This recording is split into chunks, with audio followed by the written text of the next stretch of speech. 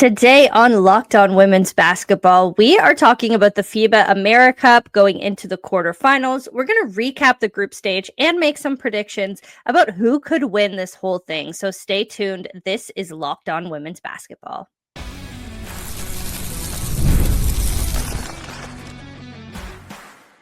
You are Locked On Women's Basketball, your daily podcast on women's basketball. Part of the Locked On Podcast Network, your team every day. Hello and welcome to Locked On Women's Basketball. Today is Thursday, July 3rd. My name is Chelsea Leite. I'm coming at you from Toronto, Ontario, Canada, which kind of makes sense given that we're going to talk about FIBA AmeriCup and a little bit of Canada action in there as well. I will say this is my first time podcasting solo. I was like, you know what? I've seen a bunch of my friends do this. And if they can do it, so can I. And I can talk about Canadian basketball all day. But don't worry, we're also going to talk about USA basketball. We're going to recap what happened in the group stages, take a look at the quarterfinal and knockout stage bracket, and just kind of make some predictions about who could win the tournament. So thank you so much for making Locked On Women's Basketball your first listen of the day. I mean, our everydayers are coming out here and just listening, and so we appreciate it so much. This episode is brought to you by Monarch Money. Take control of your finances with Monarch Money. Use code LOCKEDONNBA at monarchmoney.com for 50% off your first year. So let's get into the FIBA AmeriCup. I mean, as someone who has followed Canadian basketball for a really long time, of course, the FIBA AmeriCup is quite an interesting tournament. I mean, think Eurobasket. We've been talking about Eurobasket a lot in the context of the WNBA. So AmeriCup is basically the Eurobasket of North America. It is a FIBA competition that is only for North and South American teams. And so it's like, you know, think obviously Canada, USA, Mexico, Argentina's in there, Mexico. I think I said Mexico twice, El Salvador, Puerto Rico. And so, yeah, we got 10 teams in this tournament. They were split into two groups for the group stage. Today is like the in-between day between the group stage and the quarterfinals. So I thought it would be a fun day to come on here and talk about all of the things that have been going on down in Santiago, Chile, where they are playing, and just kind of take a look ahead at a weekend of really, really great basketball. I mean, if you haven't gotten into FIBA hoops, you're missing out. It is a different brand of basketball. It is, you know, it's physical, it's fun. You get to see players that you don't normally see stand out. I mean, different ball, different court, different atmosphere. Everything kind of changes because wherever you go in the world, it's just different conditions. And so you kind of have to deal with that as you go. But FIBA AmeriCup in Chile, let's get into the groups. So two groups, like I said, we had Group A, which was Brazil, Canada, Argentina, Dominican Republic, and El Salvador. Then we had Group B, which was USA, Puerto Rico, Colombia, Mexico, and Chile. So obviously most of our people watching are going to kind of be interested in, you know, the Canada, the USA, Brazil, maybe a little bit of Puerto Rico, stuff like that. So I'm going to start by talking about Group A because it was probably the more competitive group out of the two, just given the fact that you had Brazil in there, you had Canada, Argentina had a great tournament as well. So when you think about the structure of this tournament, 10 teams went into the group stage, 8 make it to the quarterfinals. So only 2 teams were getting knocked out. So you're not coming in here really thinking about, oh, I'm going to get knocked out, especially for teams like Brazil, Canada, and the United States, because they're the best teams in the tournament. It was more about seeding, and seeding comes into play. We're going to talk in our next segment about the quarterfinals and the bracket. But when it comes to the group stage, it was really about setting your place for those knockout rounds. And so the action started last Saturday. So each team played 4 games. One is, you know, obviously your round robin group vibe that you usually get in these international tournaments. And so in Group A, it ended up being Brazil in the top spot after the group phase with 4 wins and 0 losses. They ended up getting that very important win over Canada. Canada finishes in second with a 3-1 record. The only team they lost against was Brazil. Then you have Argentina, who split their games 2-2, had very good games against Dominican Republic and El Salvador, but couldn't win against Brazil and Canada. And then Dominican Republic gets that last spot at the bottom there with 1 win and 3 losses. Unfortunately, El Salvador will not be making it into the final rounds because they did not win any of their 4 games.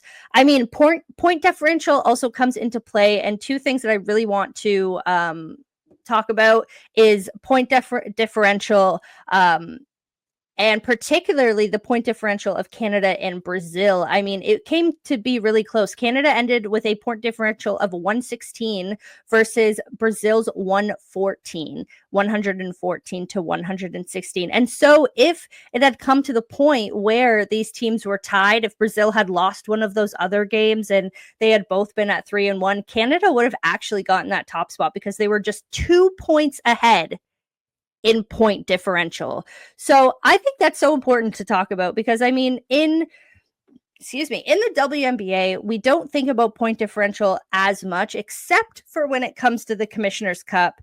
And I bring this up because there was a time, I would say a few weeks ago, when the WNBA was doing their Commissioner's Cup play, that point differential came into play because at the end of a Seattle game, I think it was Erica Wheeler had went to score the point because obviously point differential matters. And then there was a little bit of a tussle. I think it was against Minnesota, and there's a bit of a tussle because obviously, like, the standard is that you don't try and score a point in the last possession of a game, especially when you're up so high and the game is over anyway.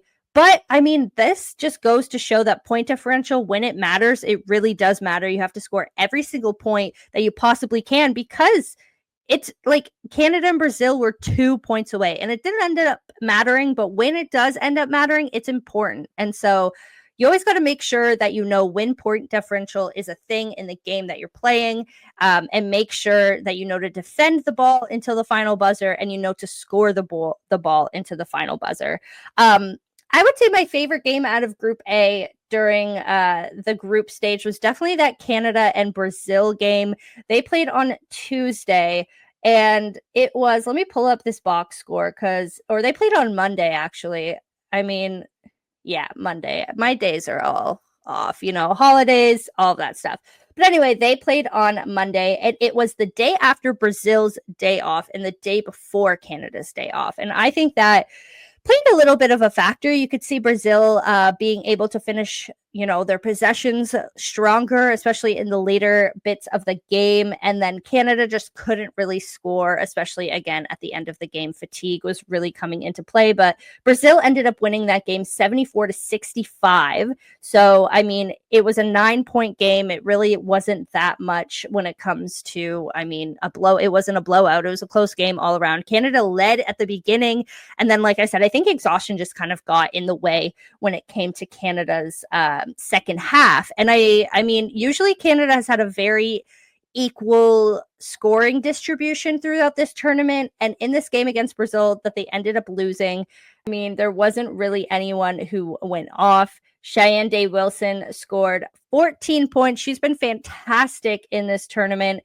Kayla Alexander had 10 points. Sammy Hill had 10 points. Shea Colley had 10 points. I mean, it was good in the sense that everybody was getting on the board, but you really need someone to step up, and that's what Brazil did. I mean, Camila Cardoso had 19 points. Damiris Dantas had 20 points. Of course, those are their 2 WNBA stars coming into play. And as I was watching this game, I think the biggest thing that I saw was the fact that I was like, oh, this is why they brought Camila and Damiris Dantas back here for this tournament.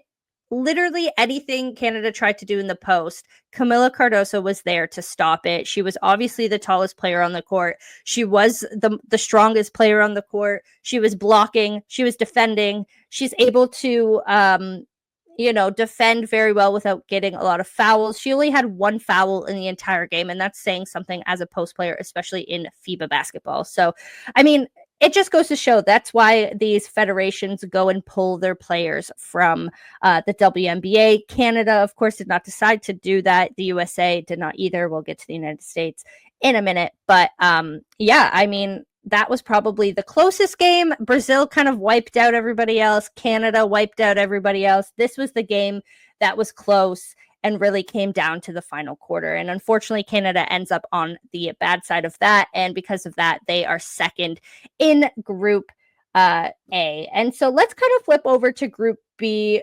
I say Group B was less competitive, mostly because it was just like the USA and then everyone else. I mean, when you look at these standings in Group B, obviously USA comes in first, 4 wins, 0 losses. Puerto Rico, 3 wins, 1 loss. Colombia, 2-2. Mexico, 1 win, 3 losses, and then Chile will not be advancing. They did not win any of their 4 games. But then you go to point differential. USA had a point differential of 172 points, and the next highest team was Puerto Rico with 39. So obviously you can see the kind of difference in what the United States was doing there. They just kind of went through teams. Like, I mean, they beat Mexico 104-48. They beat, I'm just kind of going through, that was their day off. They beat Puerto Rico, was probably their closest game, 80-62. Then they beat Colombia 80-43. They beat Chile 108-47. I mean, they were not in danger of losing any of those games anytime soon. So obviously the USA has a great roster. And again, like I said, they chose not to take any WNBA players, but the USA just has such a deep rotation of players. I mean, it's all college stars: Flau'jae Johnson, Olivia Miles, Hannah Hidalgo, Michaela Blakes, Madison Booker, Gianna Kneepins. I don't know how to say her name. I'm so sorry. Gianna Kneepkins. That's what we're going with. Hannah Stolke, Kennedy Smith, Joyce Edwards, Regan Beers, Grace Van Sluten, Audie Crooks. Like, it's just all the top college stars, which is fantastic. Kara Lawson is the head coach of this team, obviously Duke's head coach. And so, yeah, it's just an exciting roster for them of young talent who are definitely going to come up and be able to, play in Olympic Games in the future, more FIBA AmeriCups. But yeah, so it just kind of makes sense that they're kind of rolling through. But we're going to take a little bit of a break. When we come back, we're going to take a look at the quarterfinal bracket and what we got going on for this weekend, because starting tomorrow, we have games every day for the rest of the weekend as we finish up the FIBA AmeriCup Tour. So stay tuned. This is Locked On Women's Basketball.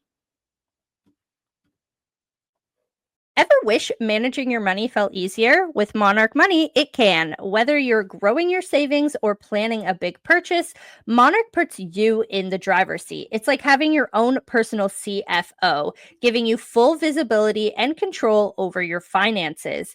Monarch Money is more than just a budgeting app. It's a complete financial command center. You can track all your accounts, investments, and spending in one place. So in addition to managing your money, you're also building your wealth. And I mean, personally, I definitely need someone to keep me on track budgeting. I just kind of budget on vibes at the moment, and that's not good. I mean, I'm going to be 30 next year, so I need to start taking this seriously in terms of my financing, budgeting, and also saving for the future. And so Monarch Money is such a great tool to be able to help me not only budget my, income, but also be able to save for the future. So take control of your finances with Monarch Money. Use code LOCKEDONNBA at monarchmoney.com for 50% off your first year. That's monarchmoney.com, code LOCKEDONNBA for half off your first year.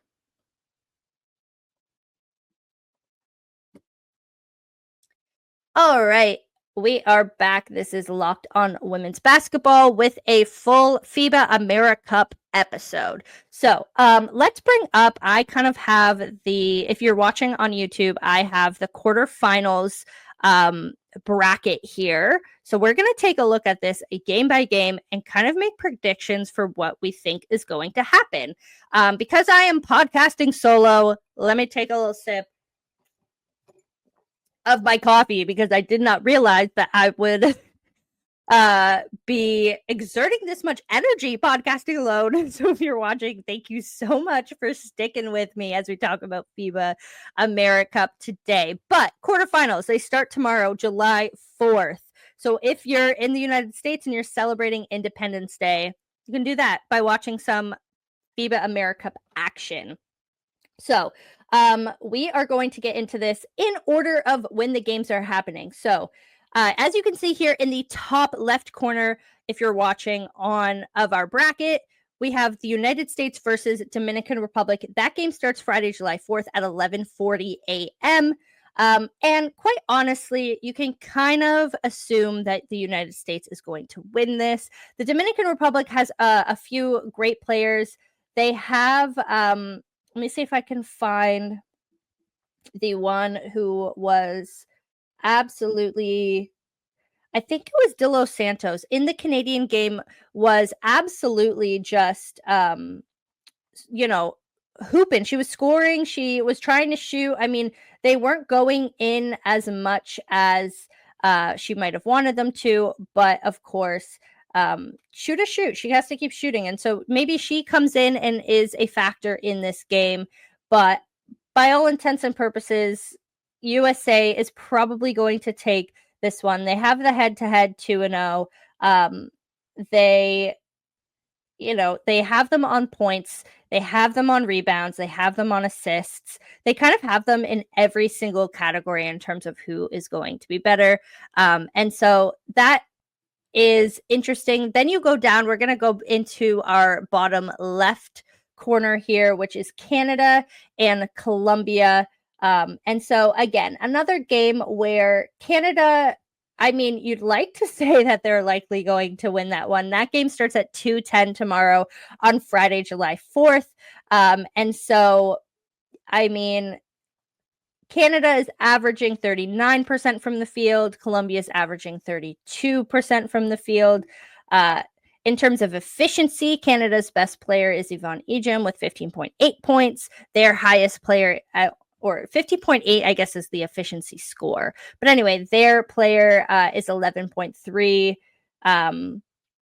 And so Canada is 7th in the world ranking. Colombia is 30th in the world. Colombia went 2-2 in their games in the preliminary round. Canada went 3-1, only losing against that hard Brazil team. And so you can kind of assume that it's going to be Canada versus USA in the final. I'm using my cursor here. Nobody can see my cursor, but if you're looking here, you got Canada and then you got the United States. So that semifinal on Saturday, I'm going to go ahead and assume that's Canada versus the United States. So let's flip back over to the other side in our top right side of the bracket, because Brazil and Mexico play Friday, July 4th at 5:40 p.m. So then we head into the evening portions of the game, of the day. Brazil versus Mexico. I mean, this is interesting because Brazil has such a strong and heavy front court. Sorry, they have Camila Cardoso and Demir Santos. And so it's hard to kind of compare these other teams that may have shooters, but don't necessarily have the front court depth, size, and physicality to be able to beat Brazil. And so, I mean, Brazil, let's go into the team comparisons here on FIBA. Brazil is averaging 44% from the field. Mexico is averaging 32. You have Demir Santos averaging 18.8 points per game, team high. Gabriela Jaquez is averaging 12.8 points per game for Mexico. They are 1-3, 1 win, 3 losses, while Brazil is 4-0. And so it's again another indication that Brazil might be able to take this. And again, you never know. Maybe Jaquez goes on a scoring streak. Maybe, Camila Cardoso gets into foul trouble. You never really know. If I'm Mexico, though, that's what I'm trying to do. I'm trying to get Demir Santos and Camila Cardoso in to foul trouble. I'm trying to take them out of the equation so that we can, just focus on getting into the paint as much as possible, shooting from the perimeter, and just trying to beat them that way, because that's really all you can do when you're trying to face Camila Cardoso in the post. And so, again, I'm going to predict that Brazil comes out of that game and heads into the semifinal. And then we have the last bottom here on the bottom right, which is Puerto Rico versus, let me get this time here, Puerto Rico versus Argentina at 8:10 p.m. on Friday, July 4th. And again, like, this one is interesting. They end up being these two teams that don't exactly have the power that, say, like a Brazil or a United States have. You have, in terms of points per game, I mean, Puerto Rico does have a few WNBA talents. Puerto Rico went 3-1 in their group play. Argentina went 2-2. But Argentina was that one team that kind of gave both Brazil and Canada a little bit of a harder time than other teams. They were really strong. They were averaging 60.3 points a game, which is impressive given that some of the other teams lost by 30, or only were able to score like 30, 40 points. I mean, of course, Puerto Rico is averaging 70 points per game as opposed to Argentina 60. But at the same time, like, that's not too much of a margin. Like, you can very well have a great scoring game if you're Argentina and be able to come up from that. And so, I mean, it's interesting to think about who could win this game. And it's funny because Argentina has the head-to-head record 3-1 against Puerto Rico, although Puerto Rico has been performing better in this particular tournament. I mean, I'm looking at these games. It's like 2011, 2017, 2013. And so obviously it's not the same team that's coming and being able to beat this team. But yeah, it's interesting. I mean, I don't know. I think if you were just coming on and looking at the box scores, you'd probably say Puerto Rico has this one. Maybe let's just throw it in there and say Argentina has a great game and is able to come in and get the upset, because that would be really fun. I mean, sometimes these tournaments can get a little bit predictable, but I would love to see Argentina come and have a great game. And so that leads us into Saturday, when we think about our semifinals and our classification round games. And so this is one of those tournaments that it's important that everybody ends with a rank. And so there will be classification games. Those will start out the day on Saturday and Sunday. And so you have your 5 to 8 classification games to make sure that we are able to say who came 5th, 6th, 7th, and 8th. So any team that loses is still going to play another game after they lose. And so all of the losing teams will start on Saturday, and then we'll have our semifinal games. And so if we're going off of the predictions that I was able to make, we're going to have USA versus Canada and Brazil versus Puerto Rico or Argentina. Like I said, I mean, it would be fun if Argentina was able to get an upset win, or it's Brazil versus Puerto Rico. Either way, an exciting slate of games. Canada versus USA is always so interesting because it's two of those teams that have a ton of NCAA, European, WNBA talent. And I mean, in this situation, Canada really has the edge in terms of experience, and USA kind of has the edge in terms of, like, just general power with these players. They're very young, but they're also very talented. And I mean, Canada also has some great talent when it comes to college players, professional players. And so I'm so curious about this game. And I was wondering if we were going to get it in a semifinal game or a final game. Turns out we get it in a semifinal game. But I'm so curious to see how the experience of Canada matches up between that really young and raw talent in the United States. I mean, when we think about Canada, players like Kayla Alexander, who have had like 15 years almost of professional experience, literally just won a MVP award in the Spanish League, is a multiple time Olympian. You have Sammy Hill, who has played in the FIBA AmeriCup like multiple different times, has won medals, has been on that podium. You have Delaney Gibb, who was the Big 12 freshman of the year. Silas Swords, who was on the Big 10 all second team, or all Big 10 second team, and the freshman all freshman team for the Big Ten this year. And then you also have like these really strong, you have Yvonne Ejim, who was just drafted into the WNBA. She's not on a team currently, but is still that WNBA caliber talent when it comes to Canada's chances. Canada has some great depth in the post. When you think about, of course, Yvonne Ejim, you think about Kayla Alexander. Filipina Che is another one who just finished her career at Oregon, another big talent. And then Shai Wilson is another NCAA star as well, who has kind of flipped to a few teams in the NCAA, but has been leading Canada in this tournament when it comes to scoring. So she's huge. You have Marissa Russell. And so Canada definitely has the edge experience-wise because you have Sammy, you have Kayla Alexander, you have Marissa Russell, who has played a lot at the international level. And then you have these really big standout college players in Delaney Gibbs, Sila, Shai Wilson, even, Filipina had a great career at Oregon. And then when you flip over to the United States, like I said, there's a lot of talent, but they don't have the experience that Canada has in terms of these big international moments and playing against these big international teams. And so like looking at the comparison of the United States team, of course, you have like a Hannah Hidalgo who can go off at any time. You have Madison Booker, who's a great player. Audie Crooks obviously is going to be a problem in the paint. Reagan Beers is another big one, but they don't have the experience that some of these Canadian players do. And so again, like it's just an intrigue to figure out how Canada wins this. And I don't think it's impossible.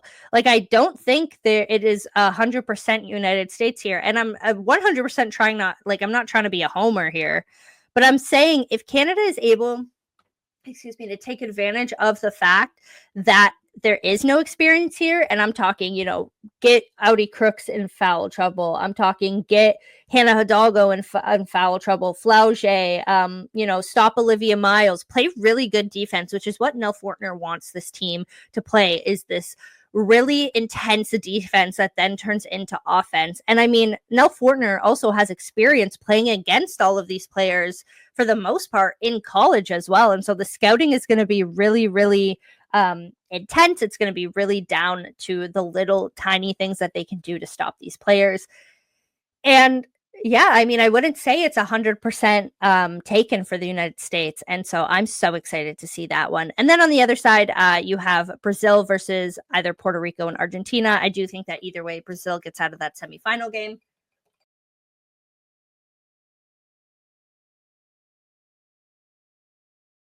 Another break for me to take a sip.